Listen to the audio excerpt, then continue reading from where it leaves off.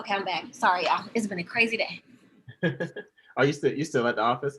Yeah, I'm still. I didn't have time to even leave. Oh, really? Yeah, I You didn't have time. you get like me. Once I get home, I just I I'm want. starting with my backdrop. You see, I'm like, it's like y'all. I'm trying to make it do what it do. Oh, I'm literally in my bedroom. So this is covering up Oh, that's part. Look, but you see what I whatever. got? I'm like the river right here. Look, try not to. It's gonna work. It's gonna So work. where do you work? I work for a production company, Black Hall Wonderful. Studios. Yeah.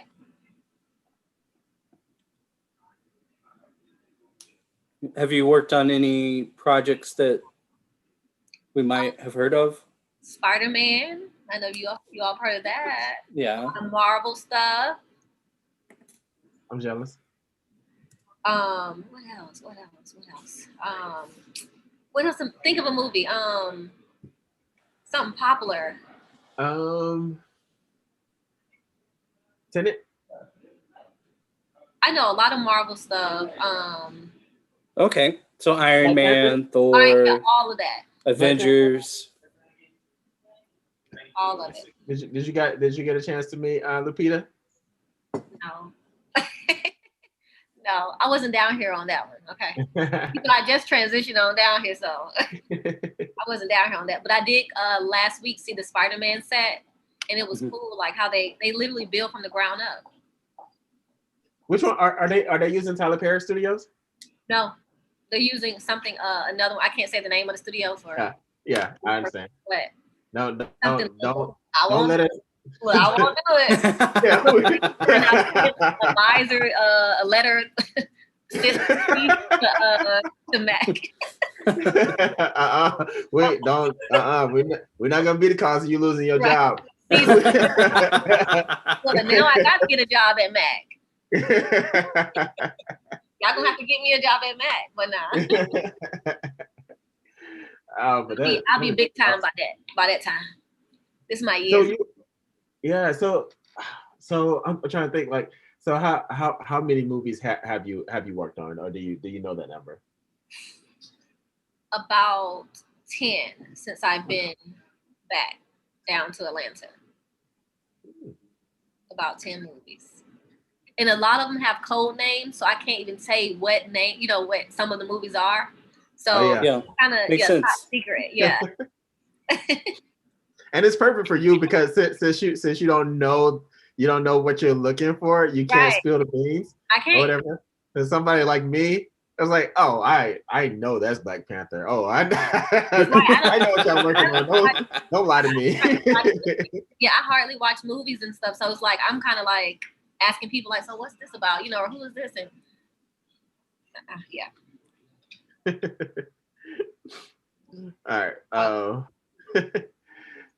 So we're gonna go ahead and start. Welcome everyone that's joining online and everybody that's joining by phone. Unfortunately, I can't stream to Facebook, which I know a lot of people like to view us. Something's happening. I'm not sure what's going on, but welcome to this month's the first of the year, or the first podcast for the year. Um, we're always happy to interview amazing people and have them share their experience of being in foster care, how they overcame, or just to learn some to have some learning lessons for our young people that are listening, as well as for our adult supporters that are listening, to be able to take back with them to either do some of these things or not do some of these things, or what have you. I am your host, Anthony Stover, one of the founding members of Georgia Empowerment, and I spent a little bit of time in care myself. I'm a national advocate and public speaker. And I have my guest. Well, I have my co-host, not guest, Joseph. Introduce yourself, Well, Joseph. Yes, I am the teller to your pen. I tend to try and stay as quiet as possible unless I come up with a good question. I am with Georgia Families 360, the health insurance company for kids in foster care. I get to utilize my lived experience growing up in the foster care system to assist and advocate. Awesome. Awesome. So today we have Heaven. Heaven, can you introduce yourself just a little bit? I've known you for quite some time. I don't know how long, and I'm afraid to say, Right. afraid to guess the number of years, but I've known you for that long. So Probably over a decade. yes, yes. I think when I first met you, I think you were doing a lot of was it emceeing or hosting? A lot of open mics, Yes, hosting, yes, competitions, a lot of those. Yeah, I was yeah, heavy into the arts. Yeah. yes. And so I knew, like, I think that's one of the things that I like, because I'm heavily into the arts and poetry and creating music and things like that. So can you introduce yourself, just a basic overview, how long you spent in care, who you are, and Well, I grew up. I came in care legally at 3 years old, on and off. Well, from 1 to 2, actually, I was in care, temporary custody, temporary care in Alabama, which the laws are a little different than Georgia. So came in legally down here in DeKalb County, and I aged out of care at 18 years old. I was never adopted. Went through group homes, but I overcame the odds, because stability is what I've always desired. And being that I didn't get it with my siblings or my mother, creating that space for me was very important. So I aged out. I went through an independent living program called United Methodist Children's Home. I saved up over $10,000, and I moved on my own in my first apartment, and I was 18 years old. And I've just been on my own ever since. So, yeah. Wow. So that was a lot of stuff that I'm gonna have to come back to. I know. So, all right. So I guess first thing is, why did you come into care? My mom sold me and me and my siblings for $60 on my birthday to a crack cocaine dealer. And it's No way. crazy as that sound like some movie. It's not. It was like a Black Friday sale. So we was dealing with a lot of abuse and instability and homelessness when I was with my parents. I never knew my father, but we were, living on the streets and in and out of shelters. And when I came into foster care, I thought it was, I was going to be protected and I was going to be safe, but I was so young, so I really didn't know anything about those things anyway. But from 3 years old to 5 years old, my abuse, and I tell this all the time, not to put a bad view on foster care, but my abuse more so continued when I came into care. And I spent my life fighting in care, trying to be heard through each group home that I went to, until I started to actually write down every injustice that was happening. And I actually, when I turned 15 years old, sent a huge packet to the commissioner of DFACS, and I had a meeting the next day. And a group home was about to get shut down.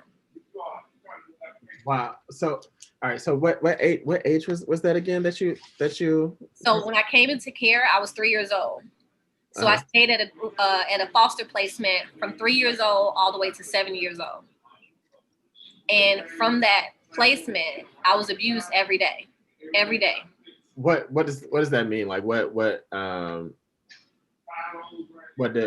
does abuse look like for a So I was thrown down the stairs. I had nails stuck into my feet. I wasn't eating. And a teacher actually saw bruises on me and reported it to DFACS. But luckily, I was already in DFACS. So that safe haven that I was supposed to be, in, I never had. So it's when the caseworker did finally come, it was 5 years later. No It way. So was 5 years later. so you're supposed to see your case manager at least twice, like twice a year. That's what I later learned, or once a month. Yeah, once a month. I said twice a year. Like that's your regular meetings. So you didn't see your case from the day that they dropped me off to the day that I was moved to another group home is when I saw my case manager, a new case manager at that. Wow, and so they were sticking. I'm trying to understand why. Well, I say so even for me, for a young child to try to understand why these things were happening, it was a lot of trauma. So for me, I didn't know about writing. I didn't have an escape. I just knew that every day when I get home from school, I would have to be thrown down in the basement and beaten. I was propositioned for sex by the foster parent's husband. They didn't feed me. I would get special meals on my birthday. So I would get special meals cooked on my birthday where I could have a large amount of food to eat. But that was the only incentive. How I learned how to read and write, I was put in the back of a car and I would have to read billboard signs. To this day, I still catch myself subconsciously doing it. When I'm driving down, I'll say, I'll look at a billboard and read it. But that's how I learned to read. I would have to write essays as a young little girl. And if I didn't, I would get beaten. So regardless of whether I did what was right or what I didn't do wrong. I did the right thing, yet that only translated into suffering for me. And I had no escape. Yeah. Jesus Christ. Like, I don't know, some people just shouldn't be foster parents. Were they ever arrested, or did anything ever happen? So my first night there, it was this little old lady, and she was the sweetest lady. I only saw her that night. The next day, it was some other lady. I don't know if they were relatives. I don't know if that was just the way that they got, people into the placement. I don't know, whatever it was. But for years up to current day, I never wanted to be adopted anyway. But that was a traumatic event that shaped, my view of adoption. So I don't know what, arrangement they had, but the people, I never saw the little old lady that was so sweet that one day that I entered into her home. And after that, it was hell every day. It's just difficult for me to, for me to. And they didn't get reprimanded. I left there. I didn't hear anything about it. I went to another group home that I was in for a long time. It might be popular, Carrie Still Pitts home. Yeah. And I stayed there. And my first day, I was abused there as well. Wow. So, all right. So what happened to your siblings? Like, where did they go? Were all together. I was the only one separated. They all stay together. Why didn't they keep? So how many? Well, I have two sisters and one brother. Okay. And so why couldn't they keep all four of y'all together? I guess it was a decision that the case manager or whoever was behind the scenes made, but I was the only one that didn't stay with my family. The only time that when I actually left that foster placement, they put us all together at Carrie Still. So we were all together then, but that was 5 years later. And so that's at 7. Yeah. At 7. And so at 7 was it a group home setting or was it a? Yeah, it moved now. The next move was a group home setting. And on the outside, it was amazing. We went shopping. We, went to school. We ate. We had great food. It was the perfect setting. But behind the scenes, more abuse started. More abuse from the staff. And I know I was still in trauma mode. So when my first night and I was abused, I went to the director the next day and I told her what happened to me. And she looked at me and said, my staff get paid. My staff get paid enough to know not to abuse a child. So they did an investigation, reported it. The investigator came out. They were inside the office laughing and smiling. And I saw her rip the paper up in front of my face. And the case was closed. I saw a therapist and the therapist told me, who you think gonna believe you? who do you think is going to really believe you? What? Yeah. But here at this group home, going to award ceremonies. I'm speaking. I'm doing poetry, making money inside United Methodist, United Way board meetings, making lots of money for this group home. And yet I was told what to say. I was told, basically to perform. I was taught how to perform. I even took 6 years of acting classes at Clark Atlanta, and they paid for it. But I was taught to, on every week before any celebrities or anybody came out, they told me what to say. And if I did not do what they said, then I would be reprimanded. Yeah, see, that's one of the things that I don't like. Like that empowerment, we don't do that. Like we'll teach you how to say it. We don't tell you what to say. We try to make sure that you know how to do public speaking, you know how to create workshops, you know how to do this, that, and the other. But as far as your story, we can't tell you your story because it's not ours or whatever. So did you remember when I was when I did the Celebration of Excellence with CNN? I think I remember that. Yeah. I had attorneys all around me, and I only was allotted to say a certain amount of things. The producers asked me for my story, but that was never going to make it on screen. Wow, so years, I went through a lot of years of suppression and kind of feeling rebellious against the system, not wanting to be doing anything because my perspective and outlook on DFACS and foster care was tainted just because I never had a voice and I never had a way to express what was really happening to me. So what is something, because I know that there are case managers, there are CASAs out there that are trying to make sure that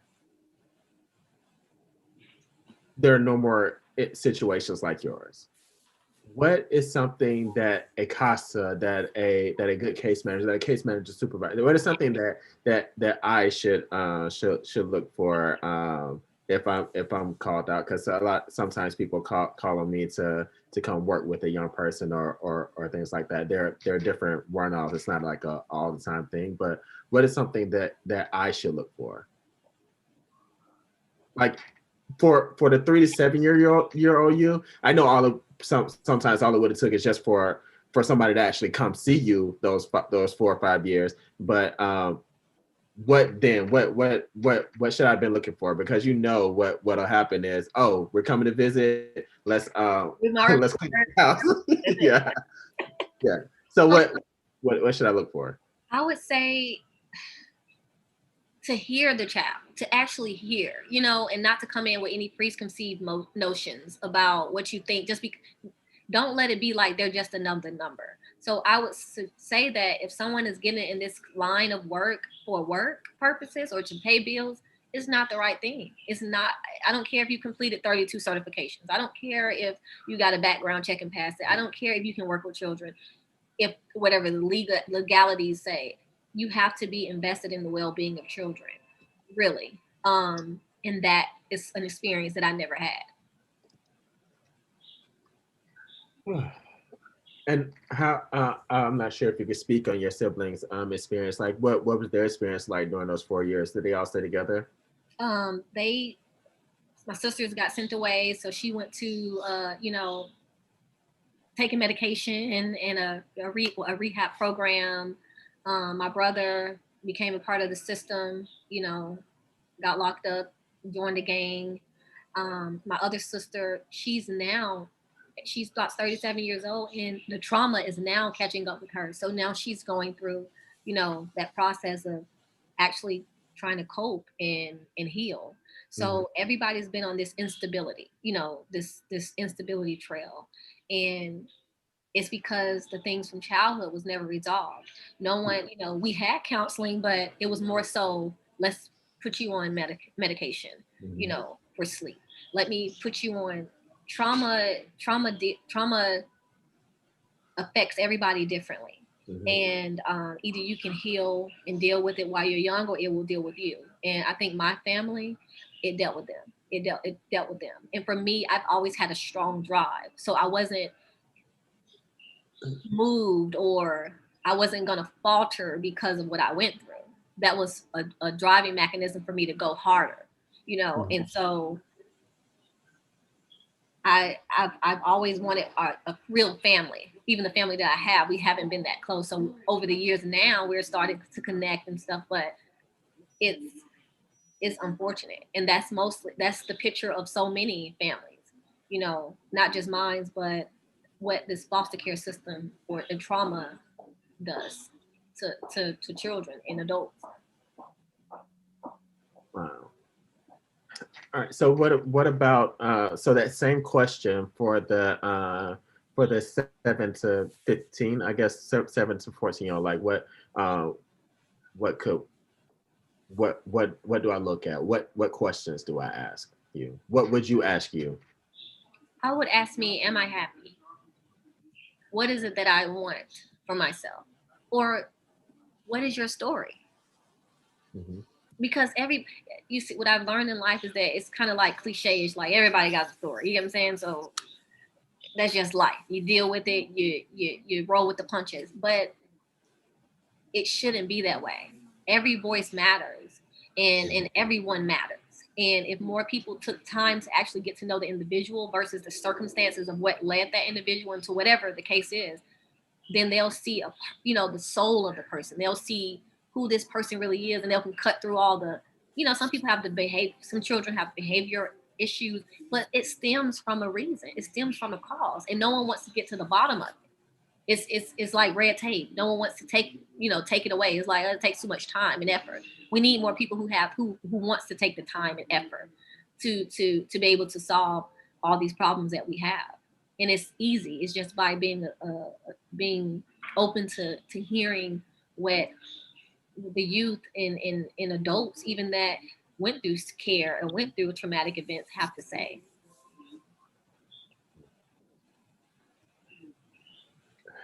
I of course we're empowerment, so we're all about making sure that youth have voice and that we're listening to youth voice. Um, I don't know, like I'm trying to think, like, especially I don't know, it just disturbs me, and it's hard for me to wrap my mind around the treatment of young people. Mhm. I don't know. Yeah, same here. Yeah. You know what? If I didn't have my spirituality, my faith in God, not the religious, what religion teaches, but I would have, I shouldn't be here today. Because when I look back, I would say, like, I used to think, why would God allow me to go through this stuff and everybody that had a hand in my life to abuse me? And I want to just mention that the book is called Suicide Saved My Life, and I'm twisting the concept, but I literally, that behavior of wanting to end my life, it stemmed from my first encounter being at that foster placement for 5 years. Because over amount of time, I started to become numb to, I knew what my day was going to consist of. No matter Mm. what happened, I knew that when I got back to that group, that foster home, I would be basically tortured and abused for no reason. Mhm. I used to hear that for every action there's a reaction, but what if you don't do anything to get the consequences of someone else's action? What then? Yeah, I get. Yeah, that is terrible. Like, I feel that everybody should be able to, wherever you lay your head, that should be the most peaceful place that you can that you can be. Um, have you been able to speak with your? I'm gonna come back to the suicide saved my life, but have you been able to speak with your mother or your father? I met my mom 5 years ago, and the conversation was literally about 10 seconds. Mhm. That's not even me being, dramatic. Um, the conversation went as such. I saw you on CNN. Are you getting abused by your boyfriend? I said no. And she said that she's going to sue the foster care system for my brothers and sisters. And that was it. But I felt it was no connection. It was no disrespect on my end, but it's like meeting a stranger. You know, Mhm. I had no connection with her. Yeah, I understand that. What about your father? Never knew him. Never knew. Nope. All right. So you say from three to seven. How does somebody, well, obviously have to be somebody that's paying attention and that cares, but sometimes even those that care can miss the signs.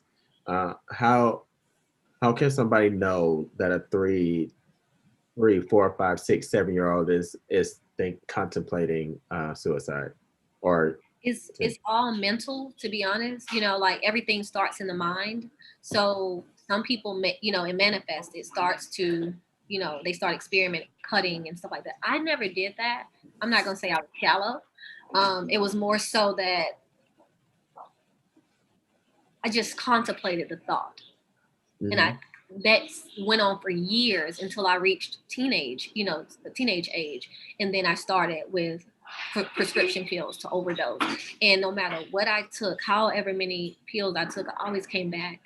God never took me out, and that's not something that I say like, oh, go out here and do it. No, it's that I didn't know how to cope with all the abuse and the trauma that I had went through, and nobody gave an ear, because on the outside I was this thriving, this person that, was speaking, and, everybody loved, but no one knew who I really was. No one knew the pains and the burdens that I carried on a daily basis. So it was more so I thought it, and those thoughts manifested into action.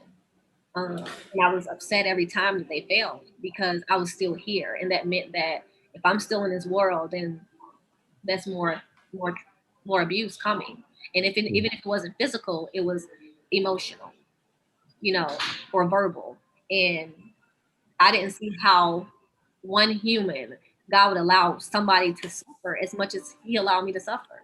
And what is the purpose of all of it? How did you keep that faith, like even going through all that?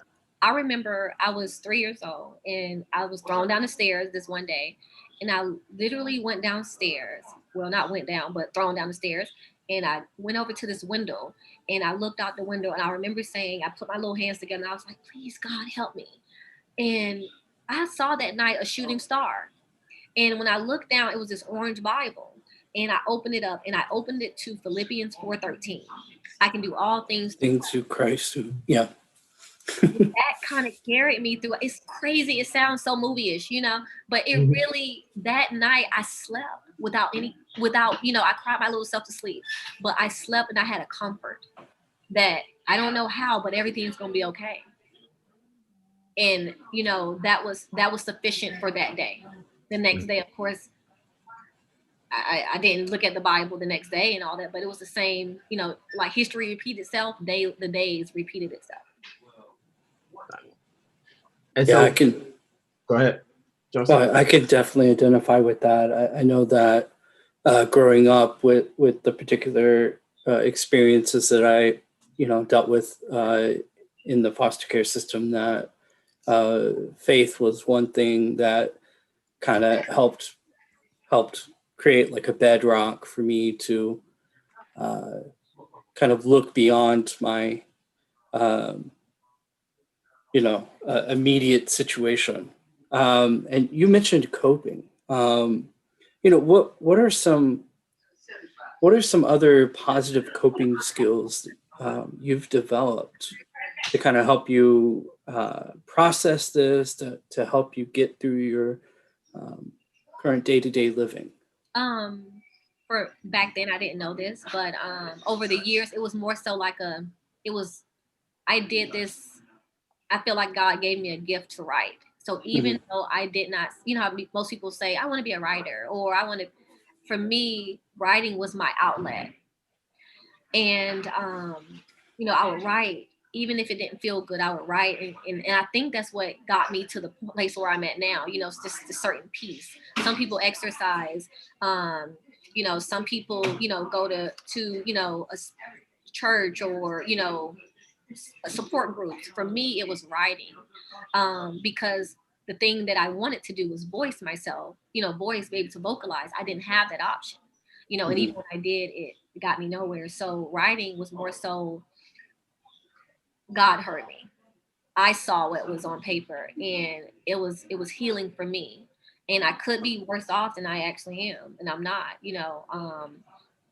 And it's just by the grace of God, and not to, you know, get in, get so, you know, religious. And that's is for me, it's not religion, and it's not, it's spirituality, and it's my connection that I have with God. I feel like He gave me those scriptures, you know. He gave me my faith, my measure of faith that I have, to look at circumstances and say, if I'm going through all this hell, heaven has to be in my future, you know. And that's how I think now. It's like, I'm gonna have my heaven on earth. Most people think you're gonna die, they go, you know, well, once I got, I'm gonna be up there with my maker.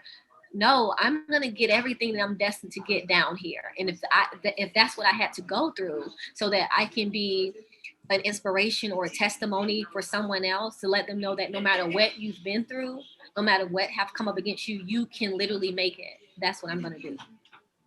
I like that. Would you repeat that last statement? No matter what you've been No through. matter what you've been through, you can make it. Because I'm, Yeah. I'm a living proof. I've overcome all odds, literally. Like if there was a list of things, and not that, you know, we sit at a table and say, oh, what you been through? What you been through? Oh, you've been hit, you've been molested, you've been, you know, like, so I've been through the ringer, and I'm like, how, God, how is this possible that I'm standing? How am I still here? Why am I still here? And I know many people all over the world ask themselves, like, what is my purpose for being here? Why did you give me deal me those cards, God, for my life? It's gonna measure out, and it's gonna reveal itself. You just got to hang in there. You got to hang in there. You got to persevere, because when it's what's for you is for you. But that's what I'm realizing. That it makes what I'm doing now, it makes more, I put everything into perspective. Like, I'm getting ready to shoot a movie, and I'm like, God, you have given me a movie, a movie that I don't have to add parts or make something up. And it's for the whoever views the movie and sees it, which it will. And I'm speaking this because I have enough faith to do that. It's going to be on every major screen, every big major screen, because people are not going to believe the things that I overcome, but they're going to see themselves in it as a reflection and say, wow, I thought I couldn't make it today. But that one scene or something that they see is going to give them hope to keep going on. Someone that didn't eat for, you know, I didn't eat for a month one time. How? Sometimes I get a headache now if I don't eat for a couple of minutes. I'm that greedy, you know. So imagine not having food for a month, but yet I'm still here. You know, like I was able to withstand that by people that didn't want to feed me. So, you know, I don't understand why people would do the things that they did, or why they, you know, think the way they think, but it's gonna work for my good. And I do believe it, and it has worked for my good. You know, so for anybody out there that is going through a situation even now, I would say, not to be cliches, but keep hope alive, because it's going to be the very thing that you have to withstand in this life. I completely agree with that. For a good solid decade, I was working in a homeless community. And the very thing that separated, you know, someone from getting themselves out of that homeless situation and remaining on the streets was maintaining that deep sense of hope. So we only do this every now and then. We bring somebody that's listening from your past. Can would you mind if I bring this amazing person on to speak? Please do. Please do. This is your life. I don't know if you've, yeah. Hey, oh, I'm sorry. Hey, Heaven. Hey, How are you? I'm great. It's so good to hear your voice. Oh my God, it's so good to see you. Look so amazing. I'm so proud of you. I just remember those days we had, you know, so many amazing conversations, and it just to see you and the growth and what you've accomplished, and you know, you being such an inspiration to so many. I'm just so proud of you, and so glad and so blessed to have been a part of your journey. Thank you. I'm blessed. Like I'm blessed, and I'm only excited about what's to come. I really am, and that includes you in it. 'Cause you and Keep going. it's Keep gonna going. Keep going. Love you. love So you. I have a question before you get off. Since when we bring people on, I definitely like to make sure that the audience know that stories are valid and they're not being hyped or anything like that. Because sometimes people tend to think that we push people to say certain things, and I tell you, like from the bottom of my heart, like I know Sasha. I didn't know Sasha's story. The only person whose story that I really knew was probably Edwards, and I didn't know half of the stuff or what have you. And so I know that you like, if it's okay, I will make sure I'm asking heaven if it's okay for me to ask Shonda some questions. Um, so from your experience with heaven, what were some of the things that concerned you and that you wanted to try and help her with, but you just couldn't? So things that concern me about her, that repeat the question again. Some things that concerned you that you really wanted to help her with, and either you could or you couldn't do it, and it just tore you apart. I would have to say that I saw the fire in, I'm gonna say Sasha, aka Kevin, saw the fire in her.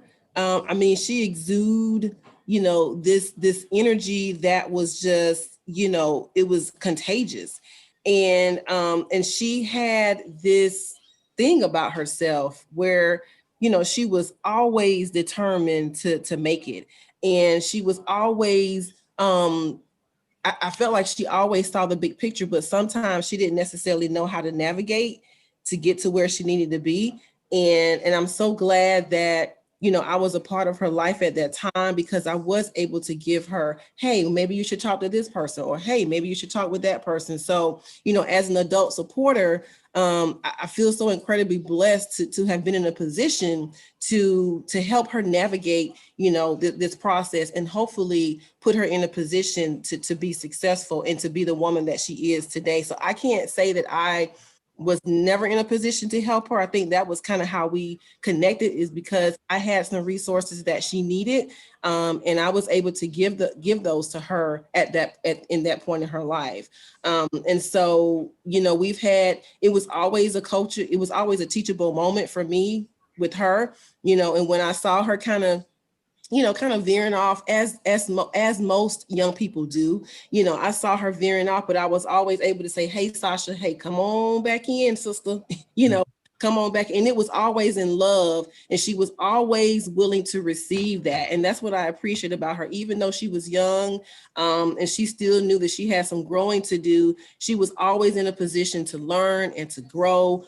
She was always open to ideas and resources. And I'm probably gonna cry. I'm gonna try not to. So I'm trying to hold mine back, to be honest. But I know that when we were in Avondale in Miss Aquinette's office, and even she asked about you, like, how is Sasha doing? I think about her from time to time. So, we were in this space together, but there were other people that shared this space with us that really helped to empower her and hopefully pour into her and help her to become the woman that she is today. So again, it's always, when I saw your name, I was like, oh my God, it's I gotta be there. And so I'm so proud of you. You look so amazing. Thank you. I can't wait to see what the future holds for you. And I would love to be a part of that in some shape, form, or fashion. So thank you for that question, Anthony. And I hope that was a long version of the question. No problem. And just FYI, Heaven was supposed to be one of my another secret Karaoke. weapon for the karaoke. But she had to go buy a car. My red girl. Hey, you know what popped up on my timeline, my Facebook timeline? What was the youth explosion? Yes. The youth explosion. Like, I saw that thermometer pop up on my timeline. It had to be. I still have the logo. Like, yes, I'm ready to do a relaunch. Yes, it was. It wasn't even 2 weeks ago, and I'm like, oh my God, I wonder how Sasha's doing. And then I saw you not that long ago at the Hudson Grill, Uh-huh. maybe what, 3 or 4 years ago. Mhm. Longer. But it's so good to see you, Heaven, and hopefully we can reconnect. My number is still the same. It is okay. I have to get it. Yep. So we can, Anthony, if you want to. I don't know if you have my number or not, but Joseph has my number. But please, Yeah. my information. Yep. Let's stay connected, and hey, I'm always here to help however I can. So love you. You look amazing, and I'm so incredibly proud of you. And congratulations in advance. Thank you. Love it, these reconnects. Thank you. We'll make it happen. Yes. Thank Yes. you. Like literally tonight. So Thank you. Yeah. So that is awesome. I think you said you have other fans in the chat as well. So I'm just baffled by people that come into his work to abuse kids. Did you know if you had an attorney or a CASA, or did you ever go to any of your court cases? I did. And I was my biggest advocate. I started researching my rights at a young age. This is before I actually got my voice to send that to the commissioner, but I started researching my rights. I never had spoken to an attorney. I had heard of CASA, and the more I did research, I went to the courts myself and actually spoke to CASA. Like, I had to basically find these things. It wasn't given to me by my case managers, and they've changed variously, over the years. But I had to literally to find help, and even when I went to my case reviews, it was the same, just same things. I didn't feel like I mattered, and I felt like I was a part of a system that was just going and going and going, and no one took time to pause things and just really see see me or see what I was going through, or ask, how are you actually doing in that environment? Are you eating? Because I wasn't. I remember one day I dropped down to it was 86 pounds. I'm a teenager by now, and I'm crying out. I went to the doctor, and I thought, I called my godmom, and I'm crying, and she was like, what is going on? I said, I'm at the doctor. She thought I was going to tell her that I had AIDS, or, was diagnosed with HIV. And I was crying so hard because for years I struggled with my weight. Mm-hmm. And when I told her I was 86 pounds, she literally cried and lost it. The doctor prescribed me pills and shakes and smoothies and stuff, and I gave it to the group home, and they were getting paid for me. It wasn't what others were getting paid. I looked up that in my file too. It was $87 per day. Versus I wasn't on medication or anything. So if you were the more, think if you were on medication and all that, you got paid a little more. Mm-hmm. For me, I was just getting paid $86 a day. But you would get a check at the end of the month, but I wasn't going to the dentist. I wasn't getting properly fed. I was eating bread and rice every day, while I stayed with other people that at the group home who was getting whatever they wanted, meals and whatever they wanted.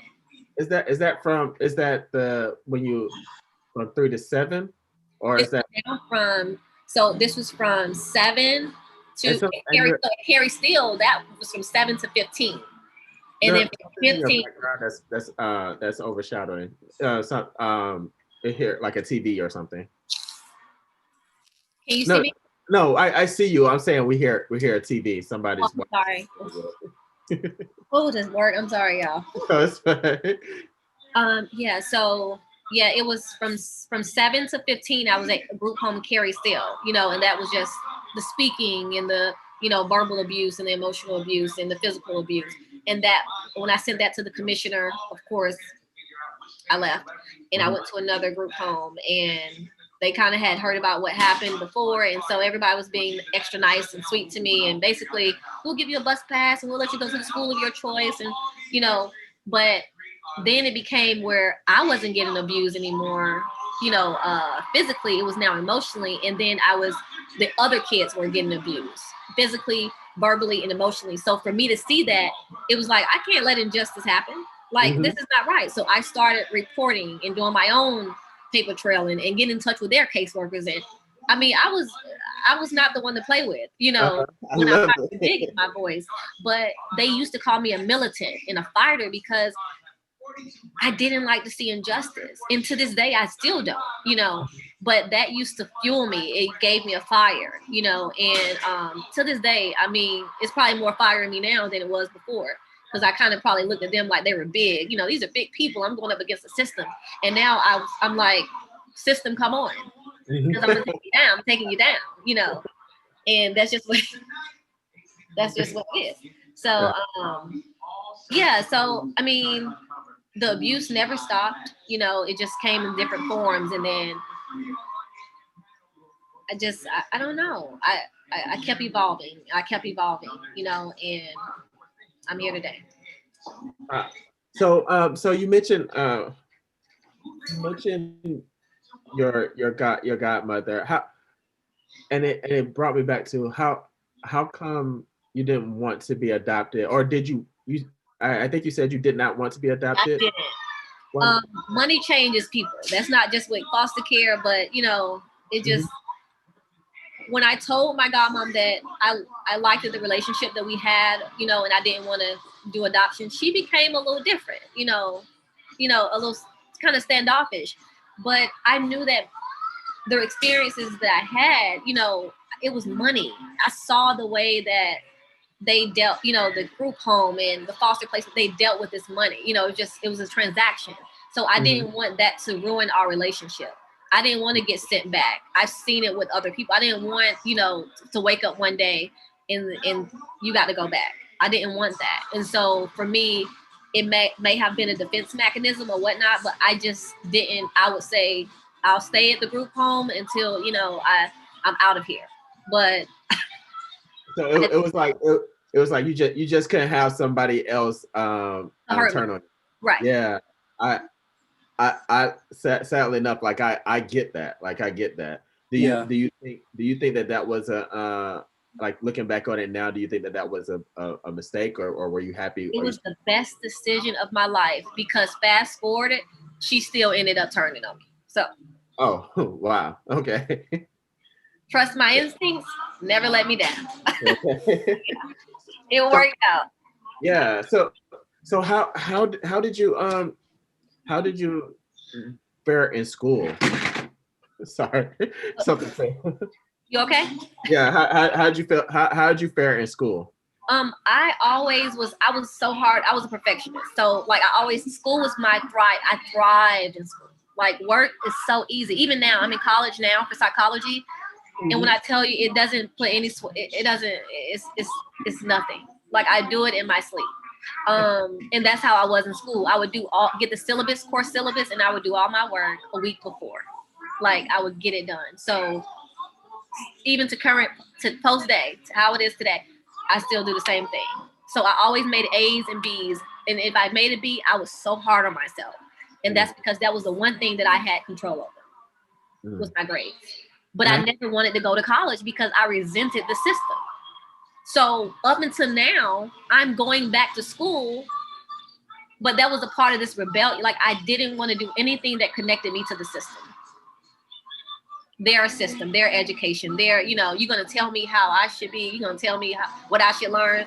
I'm going to use y'all degree to get into something. It was all mental, but yeah. I'm like, I can still use this very thing and turn it around for my good, so my perspective and perception had to change on how I viewed things.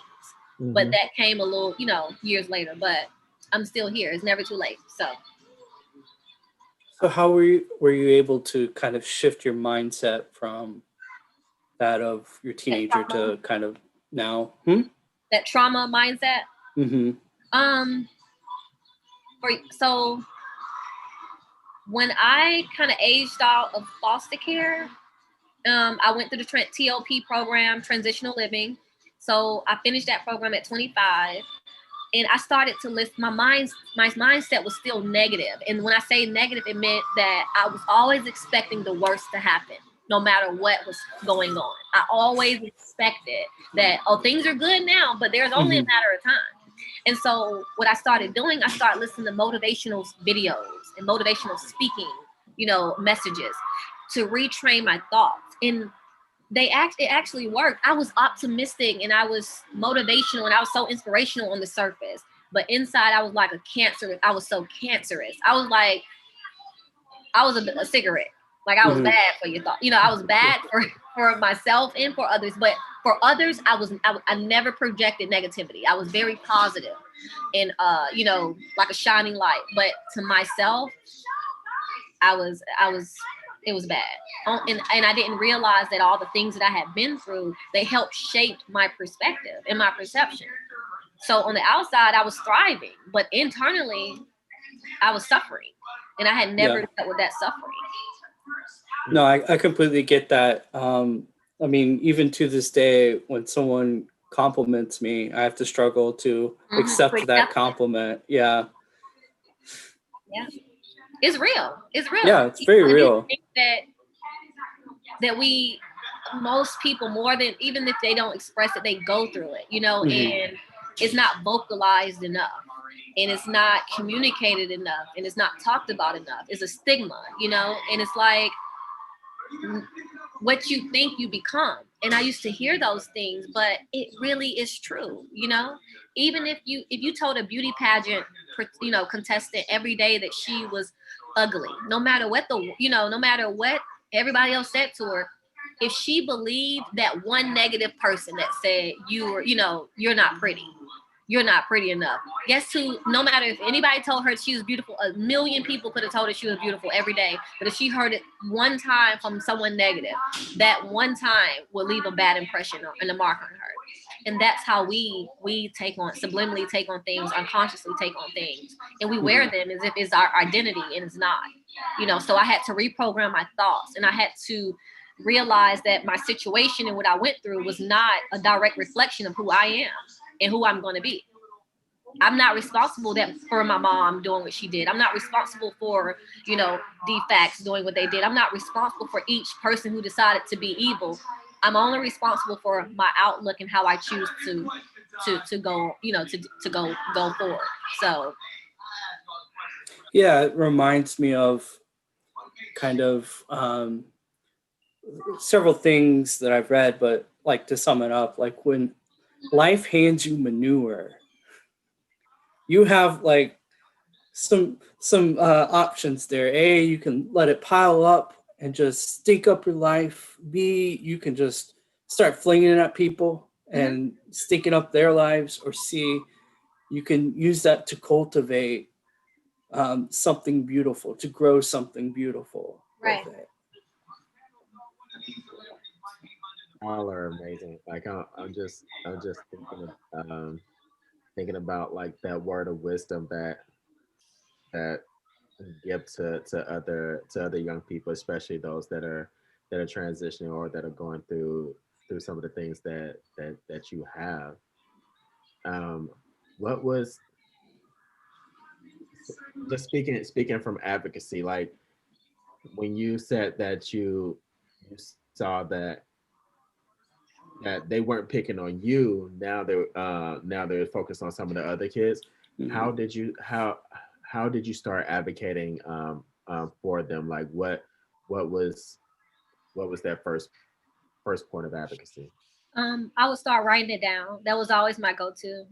To your gift will make room for you. It made room for me, Hmm. and so I started writing it down. I started talking to the individuals that this stuff was happening to, because it happened to me, and not even telling them what I had went through, but to get their perspective and how they felt. And I would take that and I would take it to the director over the group home, and I would basically give them a scenario, a 3-step scenario. So this is what's going on. How is it going to be handled, and how is it going to be resolved? And if not, these are the things that we're going to do on my part. Hmm. And I was my own army. I was my only company. I was my only advocate, company. But my voice had extended beyond where I was in the past, and I had built a name for myself to Hmm. to the point where my voice did matter. If my name came across your table or your desk, it meant something. And I wasn't going to stop until a matter was resolved. So I started to see that I did have power.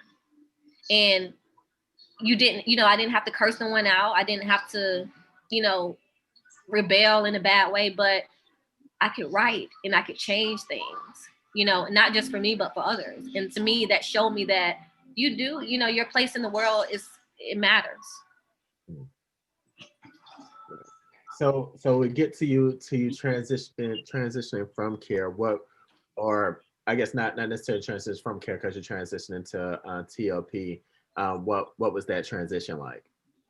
It was actually it was easy. I was in high school. I was recommended. I heard about it from Miss Stewart, and Yeah, love it. she sent, you know, she told me about United Methodist Children's Home, and a month before I graduated, they told me all the criteria that I need to do, save up, you know, $1,000. I did. I was working at Miss Floyd's. I had got the job right out of high school, and I literally saved up that money in a month, less than a month, and I moved on my own. Wow. So how did you feel like being in TLP? I was still in survival mode, so I can't even say I was like, oh my God, I was so excited. I was one thinking, never use my credit, but was thinking, oh, what if I don't, you know, what if I don't pass the, you know, this credit check and they're not going to approve me. You know, I never got to enjoy life because I went through that process, my earlier years through this, you know, just, I can't feel. Mm-hmm. And if something good does happen, it's going to be taken away. Mm. So that transition that I want to say, oh, it was the most exciting part of my life. Even though I was out of the chains of DFACS, I still created new chains for myself because I didn't know how to experience life, you know, through just independency. And I was making the money, I was having the income, seemed like I was doing my thing, but I wasn't enjoying it. Yeah, I think what that comes from. Me and another advocate, we was talking about this like years ago about how we didn't take vacations because we didn't know like what if something fell through, or what if Murphy's Law hit us, and we didn't want to. I just spent all that money to go out to the beach or what have you, and I think what it comes down to is like we weren't taught how to get out of survival mode.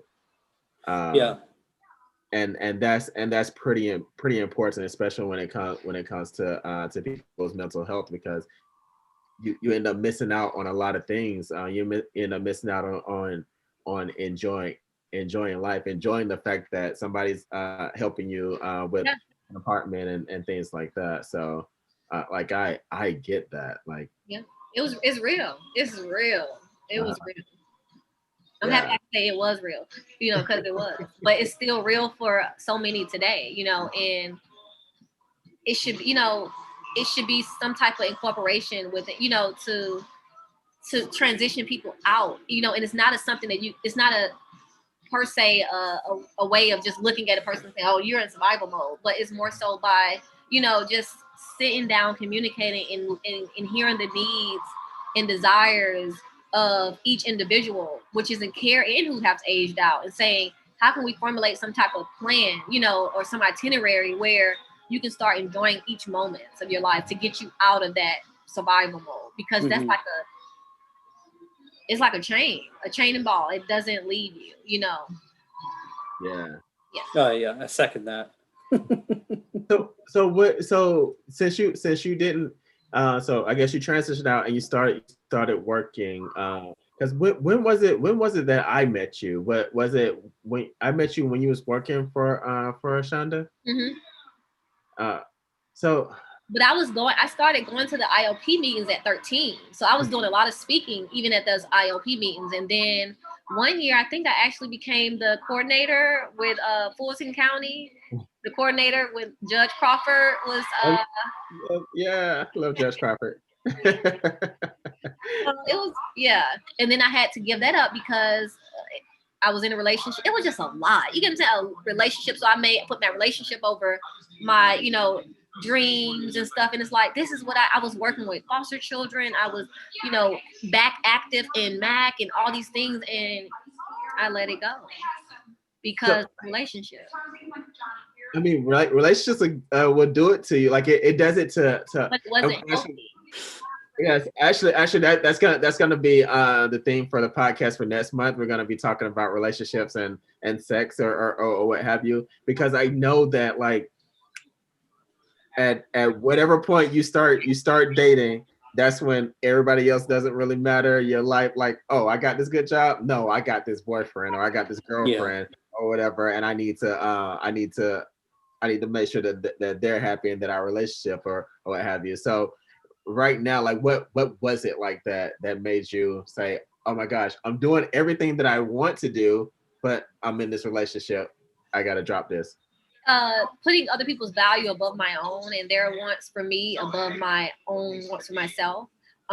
It comes from, again, self-love, didn't know that. Even if I impersonated it, I didn't have it together. So I was still, even if I wasn't saying I was looking for love, I was looking for it, so the relationship, the people that I attracted were takers. To be honest, they took, and they didn't take the physical things. They took the things the emotional things, my peace of mind, my well-being, the things that made me happy. They took that away, my joy.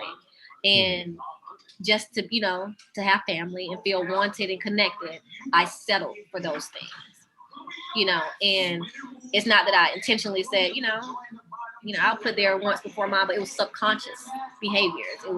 It was things that, a desire that I wanted to manifest that never did. So I was, maybe if I, do this, then they, they'll see, look, I'm on my game, I'm doing my thing, and they will be happy for me. But it was only jealousy, and it was, it was negativity versus the reaction that I wanted it to be. And I dated really before for potential of who the person could be versus who they were. So in my future now, of course, if the contract says X, Y, and Z, and you don't have X, Y, and Z, I'm sorry. But you cannot get me. And it's not money, a money thing. It's more so, this is my value. This is what I deserve. This is what I'm going to get. And I won't settle for anything less than that. What was it like for you to finally come to that realization? I kind of felt, to be honest, it felt weird in a way, because it was like I was raising my standards to another level that I knew I could always do it, but that transition of doing it became like, what if I'm, I don't want to leave them behind, or I don't want to leave the version of who I saw myself as behind, but that version needed to be brought up anyway, so it was kind of like going to a funeral, my funeral, and that's more so about in the book too. It was like I was having to die, and not a physical, me, dead, but it was like a spiritual death to things that did not benefit me, things that were not going to push me to be my best self. And even the version that I had in mind of who I thought I was didn't cut it, because I was still letting certain things, certain people take advantage of me, or I was still attracting users and abusers. And it was like, okay, what am I not seeing, that's still connected to my past? What haven't I healed from? What haven't I not healed from? And so I started asking myself tough questions. I started going to the mirror every day and saying things that would make me probably cry. And I didn't do it to bully myself. I did it so that I can deal with those things that I didn't want to. I didn't want to suppress how I felt anymore. And I didn't want to put off that urgent caution sign that was on me that needed to be addressed. Because if I didn't address it, then I was going to keep being used, and I was going to keep this cycle of abuse and this pattern going and going and going. And I got to a point where I said, enough is enough. I'm tired. Because if you allow the negativity in your past and the trauma and the triggers and all these things to keep you bound, per se, then you never get to the place where things can flow freely, where, you never get to if you settle for $10 or $9, and not that might be sufficient for somebody, right now. But if I know that I want to make $40 an hour, or I want to be self-employed, then if I keep saying, well, I'll do it next year, I'll keep putting it off next year. It'll always be next year. It's and never this next year. And next year keep coming by, and then you're going to keep settling for what you're giving, or what you're offered, versus saying, I'm just going to take this risk and step out on faith and go for it. And so I started stepping out on faith, making bolder moves, and it hasn't let me down. It hasn't let me down. and I'm going to keep taking those steps. But you got to get uncomfortable to do it. You got to confront those things that most people don't want to confront. The things that I didn't want to confront. So what does I guess so you was in the TLP from up until you were 25, 26. So what that life look like for you? It was independency, but I was still, I let my child's dad move in. He was my first love and everything, and move in. And then I got out of the program. I could have been in there longer because to be with him. They said you can't have anybody living with you, and I'm like, I get my own place to myself. I get my what is wrong with you? But is a learning lesson. My sister told on me, she got some, she got somebody staying with her. I'm like, girl. So she told on me. And, Miss Stewart, I came down and had a meeting at DFACS, with Miss Stewart. And, she just basically said, you can't have anybody moving, staying with you and this and that. And I'm like, well, I'll just not do the program anymore. I'll just get my own place. So I got my own place and went back to those same, you get what I'm saying, those same, he wasn't healthy, he wasn't healthy at all. But it was still family, that was, yes. I was going to make it do what it do, and it didn't. So I have a question. I think I know the answer to it. But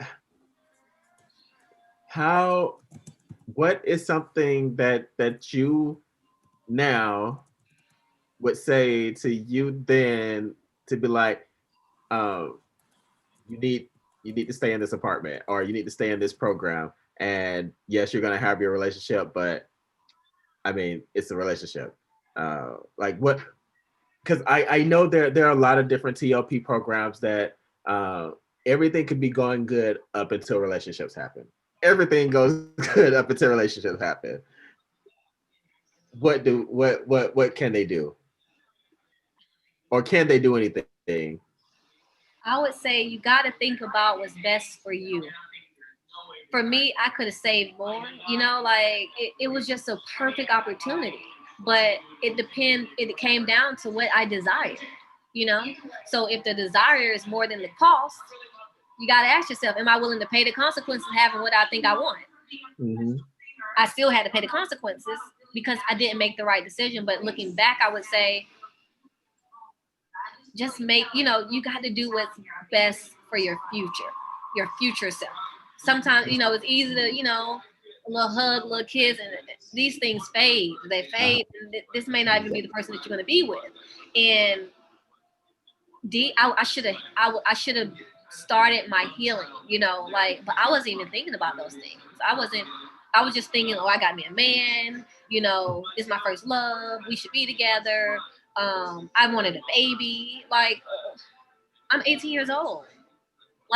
No, so my perspective and my perception on things were totally different. I'm like, I've been in the program years now. It's time for me to get on my own. I don't want to be on anybody's rules. I'll make my own rules. And they didn't have a lot of rules. It was very easy, So I would say for someone that's in the program, take full advantage of, the programs to set yourself up for success, because that's golden. That's a golden opportunity. Like, if I had to put off having someone to stay with me versus keeping my apartment, hit the road, Jack. Like, it's over. And not just saying, oh, okay, that's cold, but no, we're gonna have to set up boundaries. You get your own place, and I come see you, and you can come see me on my place. But as far as living and moving in, we can't do it. Mm-hmm. First of all, what's the benefit of it anyway? You get what I'm saying? What did it get me? Yeah. So, and now it's crazy. I have to throw this in there. The guy that I was staying with, he's my child's dad. He's actually trying to get back with me even harder now because I've upped my standard. He's talking the whole way that he never talked before. But I saw my value and I saw my worth, and I had to step my game up. You know how they say level up? I had to level up emotionally, spiritually, physically, all that. And not that I didn't have the looks. It wasn't about the looks. It was about the internal. And I had to feel inside. but it's no more shacking up, you know. Ain't no more, you know, discount stuff, you know, free stuff, you know, loaner stuff.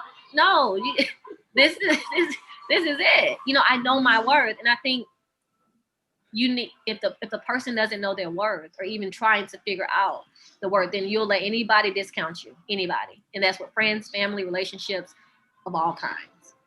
So That is amazing. out there, okay. we're gonna go deeper into that probably next month because we're gonna be doing a podcast with Pat V partnership with domestic violence against domestic violence. Yeah. So we're gonna be doing something with them next month, and I'm thinking about bringing a few people on to talk about relationships and how foster parents or how case managers can help their young people, because we all want that relationship. Like we get but it got to be right. You know, it has to be right. It has to be a give and take. You know, a give and give. To be honest, you don't need nobody to take away from you anyway. Yeah. Give and give. Yeah. All right. So what are you doing now? Like after that 25, after you I guess officially transition from care, because you said you didn't go to college, correct? Mm-mm. I went and then I stopped, so I never fully finished. So yeah, but after go ahead. But after that, I was so strung out on this relationship, you know. So all my decisions were basically like, you know, about my relationship. So I was still afloat, you know, nice jobs, you know, had my own place and stuff, but I wasn't living. I really wasn't living, because depending on what he thought or what he did, that, you know, my decisions changed drastically. And so it wasn't really like my life. It was like looking in the mirror and I see him, you know. I didn't have my own identity. So at 21, I had my child, Layla, and you know, it was still that it wasn't no stability really in that, you know, you have a child thinking that now we can really be a family. Now, don't do that. You know, don't have a child with nobody thinking that that's gonna, you know, increase the bond, because it's not, you know, at all. But I lived and learned, and I didn't do that out of that. It was just, it came, you know, and I'm like, I don't, it's a whole nother component, you know, and I didn't have no one taught me how to be a mom, so I had anxieties on that, you know. I didn't want, you know, that cycle to continue, you know, with just instability and all these things. So I had to fight much harder. And I went through a lot of processes by myself, you know, doctor's appointments, just through life by myself, you know. But it was still inconsistency, instability, you know. I had to still doing a little writing. I stopped that because he told me, who's gonna read your stuff? You know, you're not Maya Angelou, you're not Edgar Allan Poe. And so I literally stopped speaking. I stopped writing. I cut myself off from the scene. So that's why y'all didn't see me for years. No.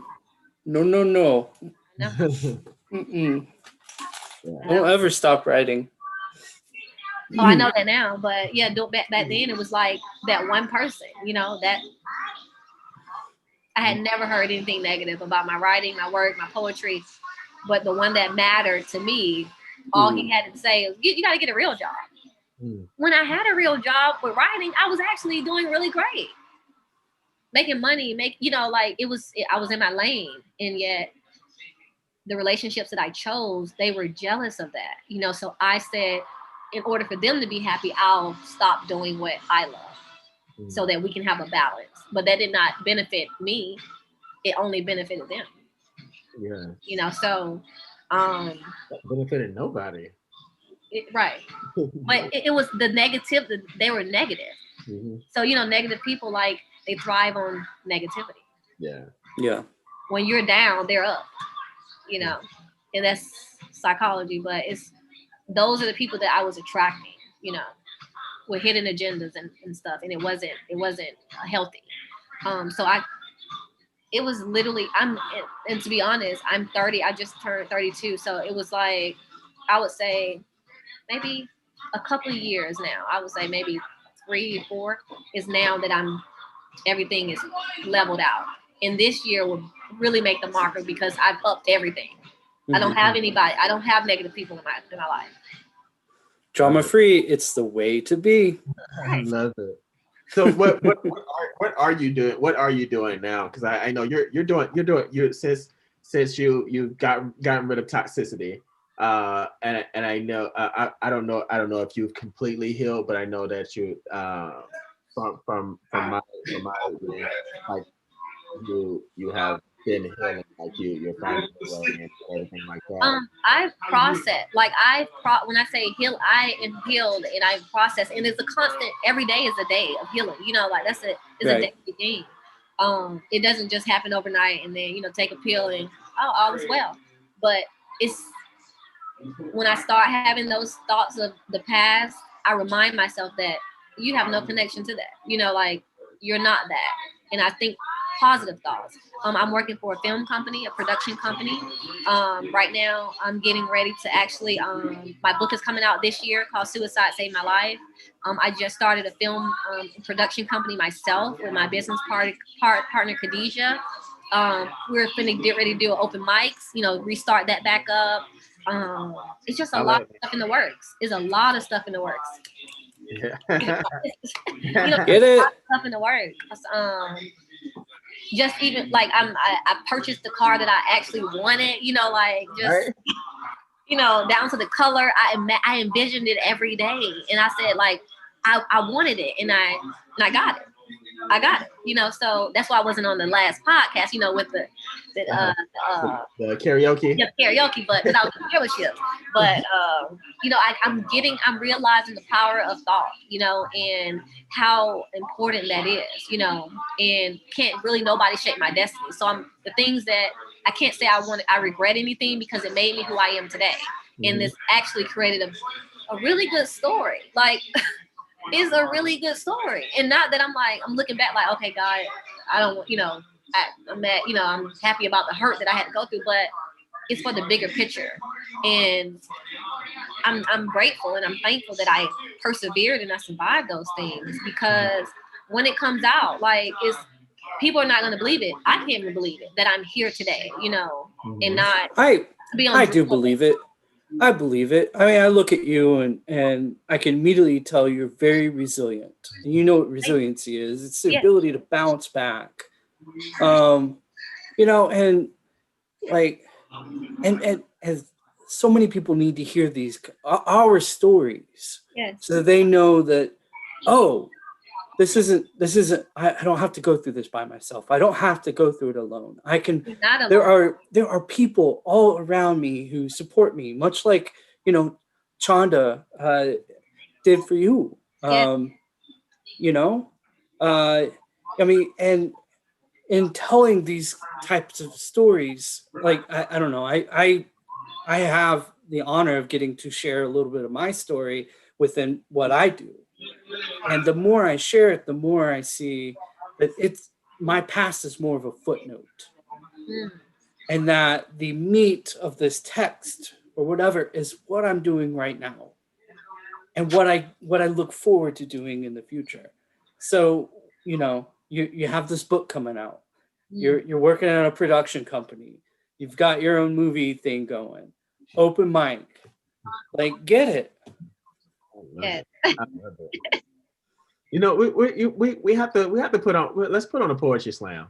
Let's do a virtual poetry slam. I think that's what we want. Look, you see my smile. Let's do that. And there we go, right there. that thing that brings you deep joy, and it meets the world's need. That's what we need. Yes. Yeah. Oh, that would be such a blessing. We're gonna do that. We're gonna do that. We're gonna do it. We're gonna do a poetry. We're gonna do a poetry slam. All right. That's what I want to do. We'll talk. We'll talk after this. Yes. Oh. Well, is there anything that that you would? I guess I like to have our guests leave the youth something and leave the adults something that they want them to either think about or do to help like if you're talking with the youth, to help yourself as well as to help your peers, and if you're talking with an adult, like how can you better support young people who are coming up in your from where you came. I would say for the youth coming up, there's more research sources out available, especially like programs like this. If I knew what I didn't know before, Yes. I would say take advantage of the resources and programs. They're like Mac. You can't go wrong. Like for you, you took advantage of it. You're set. You're set. And I say that because that's the ability, like you work the system, and not that you were trying to do it, but like it's even in the midst of a pandemic, you're still thriving and you're going and you're still affecting and changing and helping people, and that's all that we want, to feel a part of something, to feel a need, to meet a need, And so for the youth coming in care, it's so many laws have changed. I remember back in the day when I was in the process with MAC down at the state capitol, we were actually getting ready to change some laws. So, I'm like, if I could literally leave you all with just a hint of wisdom, I would say, please take full advantage, because you never know what doors and windows will open up for you. Take Anthony, for example, like a key example. And I don't say that lightly. It's serious to me, because you don't need to wait for someone else to give you anything. Stability, encouragement, none of those things. The world is yours, literally.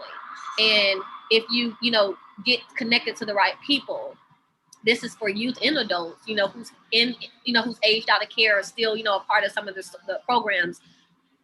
Stay connected to positive people, positive, resources that are out here for us, which they still are. Like this is a key program that literally can set you and navigate us where we need to go.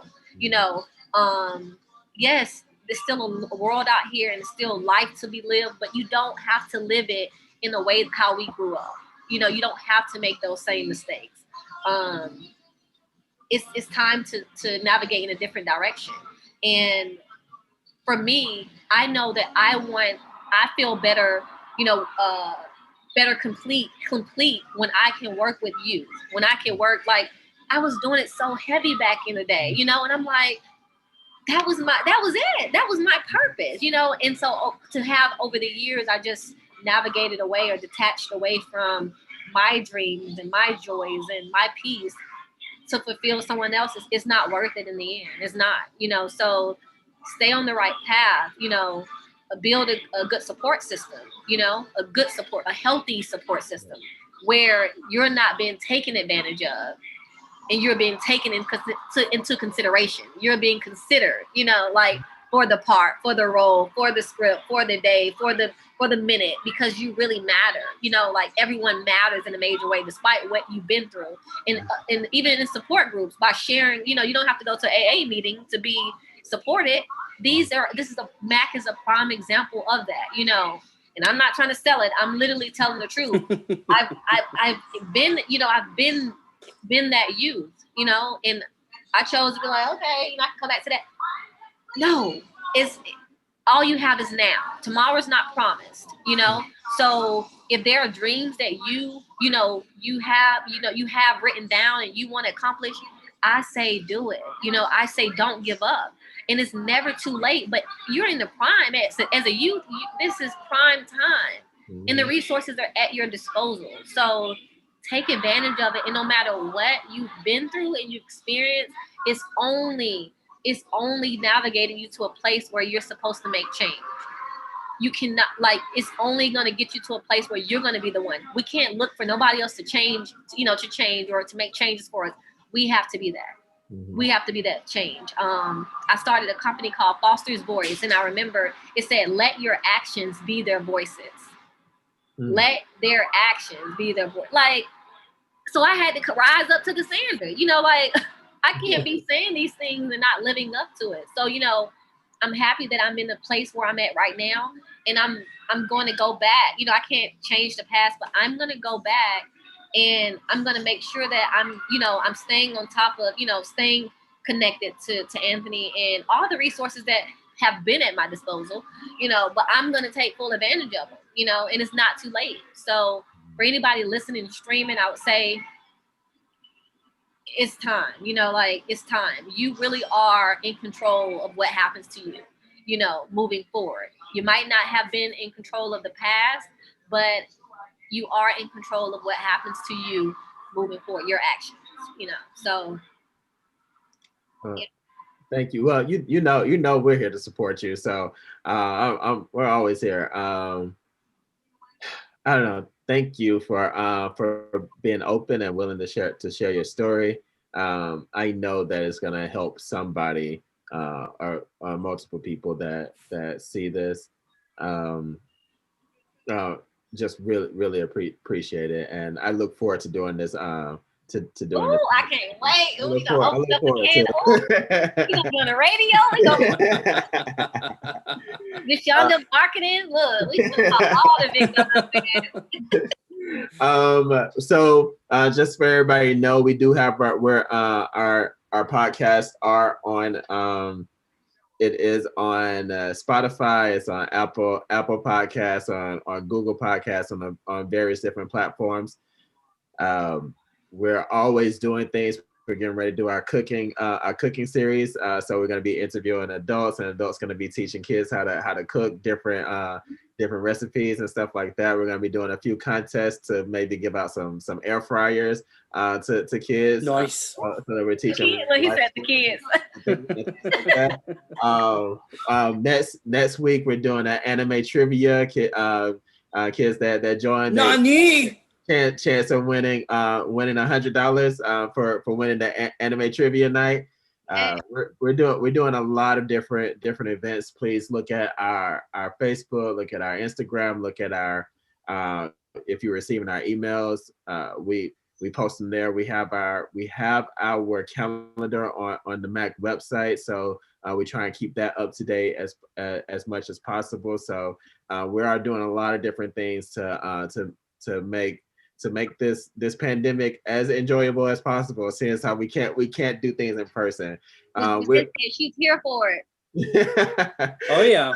So we are looking, like we still want to try and do another MARTA day to teach kids how to ride MARTA, but we still gotta wait till it's safe. So I know IOP and DFAS they've been asking when can we do it, because they want to partner again to do that, and we thank them for reaching out to us. But Yes. we both know that we want to make sure that our kids are safe, or that our participants are safe. So we can't necessarily do an in-person MARTA day just yet. So but we may do a trivia on driver's courses, so different signs and things like that. But well, I don't know. We're always looking for young people to be a part of empowerment, to be able to help put together presentations and trainings. We're still doing trainings. We're still doing trainings with Emory. We're still teaching foster parents. We're still doing our Hear My Rights trainings and things like that. And I also have the monthly webinars that happens every third Tuesday. This month, we're going to be talking about scholarships, and we have Insuro coming on again this month to because their scholarship has opened up for young people in care, as well as we're going to be talking about other ways to apply for scholarships. So be on the lookout for those emails next month, February, next month. So thank you all for joining. Joseph, did you have anything that you want to leave people with? Yeah, real quick. For our youth on the line, who have a Marin Group, we have a member intake line, 1-855-661-2021. Again, that's 1-855-661-2021. Please feel free to reach out to us. You have an assigned care coordinator who can be your most direct advocate. If you have any health-related needs, concerns, questions, we offer benefits. There's so much that you can tap into. And we certainly want to help you thrive. Also, thank you, Miss Heaven. It's been a pleasure chatting with you. Thank you. You all too. Thank you. Thank you for having me. You're gonna be back. We're gonna have some fun. So, Yes, like Arnold Schwarzenegger. So everybody have a good night. Be safe. Wear your mask. And Yes, wash your hands. yes, just be healthy. Great. Have a good night. Miss Heaven, yeah, please stay on the line. Okay.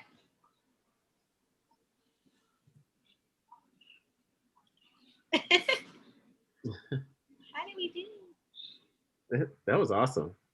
Yeah.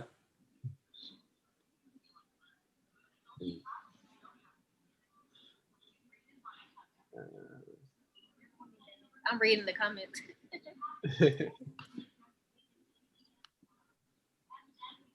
Yeah, I don't want to boot anybody that's typing, so I'm just waiting. But yeah, I guess y'all can go ahead. Actually, let me stop recording just in case. Okay. And let me take Nice. this off live stream. Hold on.